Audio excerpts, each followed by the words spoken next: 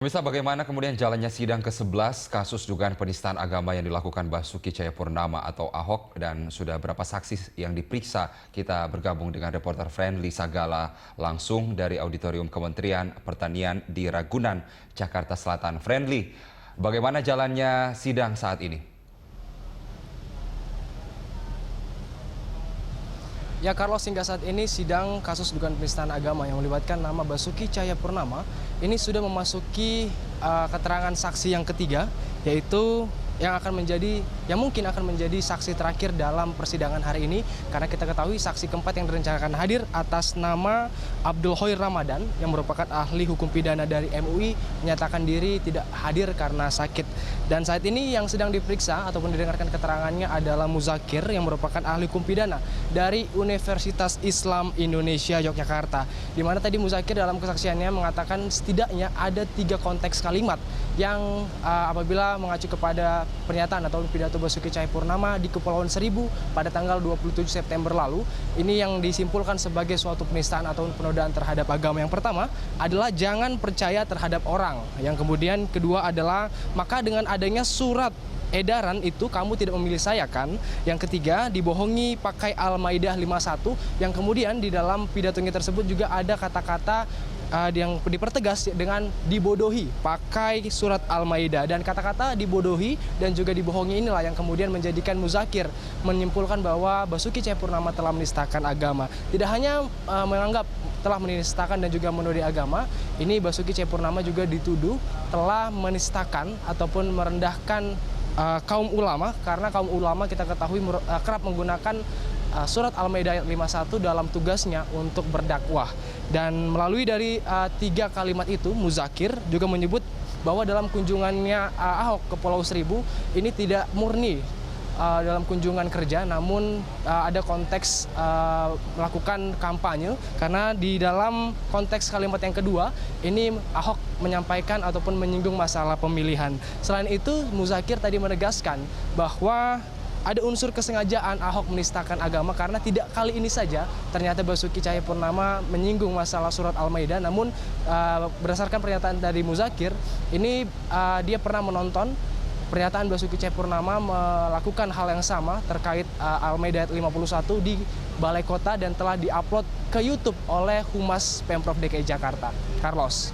Friendly, Anda mengatakan tadi bahwa kemungkinan besar hanya akan sampai ke saksi yang ketiga, bahwa rencananya ada 4 orang saksi. Lalu apa alasannya kemudian, sampai kapan kemudian ini akan berlangsung untuk pemeriksaan saksi yang terakhir? Apakah akan ke saksi keempat nantinya? Ya, hingga saat ini baru saja dimulai pemeriksaan terhadap saksi yang ketiga, karena tadi telah dilakukan rehat sejenak karena untuk melakukan sholat asar. Dan kemungkinan ini akan lebih cepat dari persidangan sebelumnya, karena mungkin akan 1 jam lagi persidangan Basuki Cahayapurnama ini akan selesai, dan nanti akan dibahas saat ini mengenai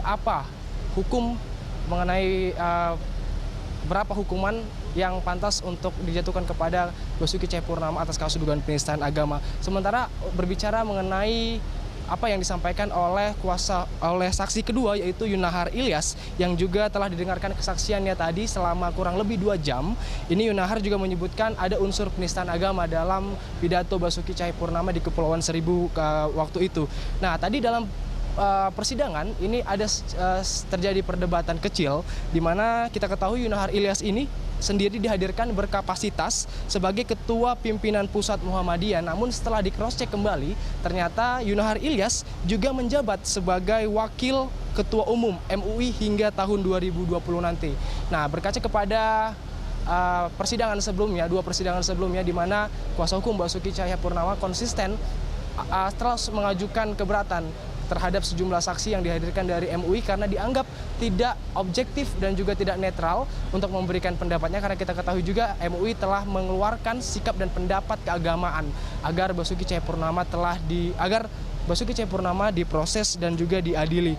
Dan sama seperti persidangan-persidangan sebelumnya, tadi kuasa hukum Basuki Cahayapurnama juga tidak memberikan pertanyaan kepada Yunahar Ilyas karena dianggap sia-sia dan percuma. Namun tadi Yunahar Ilyas juga sempat meluruskan meskipun dia merupakan bagian dari MUI, namun dia tidak terlibat langsung dalam proses pembahasan sikap dan respon keagamaan yang dikeluarkan oleh MUI karena dia tidak tahu menahu terkait hal itu. Nah, kemudian tadi pada saksi yang pertama yaitu Miftahul Ahyar, ahli agama Islam dari PBNU juga mengatakan hal yang sama, yaitu mengatakan bahwa Basuki Cahayapurnama telah menistakan agama sama seperti keterangan yang diberikan oleh saksi kedua dan saksi ketiga hari ini.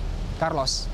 Baik, Friendly Sagala melaporkan langsung dari persidangan ke-11 Basuki Cahayapurnama di Ragunan, Jakarta Selatan. Terima kasih, Friendly.